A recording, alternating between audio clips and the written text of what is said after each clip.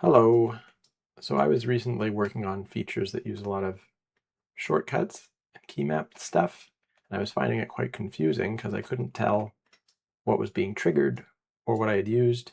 So I came up with a new idea for the keymap UI. If you turn on show recently used, then this UI starts recording the last 10 things that you've done that have input into the keymap system. If there's stuff that you're not interested, like Alt middle click for rotating or wheeling in and out, I can hide those.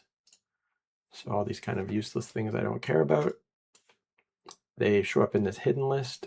They highlight when I do them, so I know if I want to unhide them, but I can keep them hidden so I don't have to get distracted.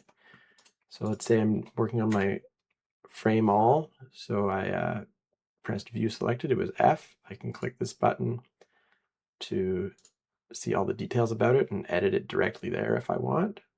Or I can select the name, and that puts the name up here to do a search. So now if I push F, the thing that just happened gets highlighted. So frame selected gets highlighted. Or I can click F here, and that will show everything that uses F in the keys. I'm able to clear this list of the garbage. I'm able to make this list bigger if I want to see more stuff. I'll put it to 20. Do I know 20 commands? Let's see, let's get some more things going, changing modes, pushing all sorts of buttons. I don't need 20, I just want 5 things. There, nice and easy. Hide stuff I know I'm not gonna be interested in looking at. And when you don't need it, you just push that again and it hides. It goes back and forth. I mostly use the industry compatible list, but this should work with all the key modes that I don't know and I'm so confused about.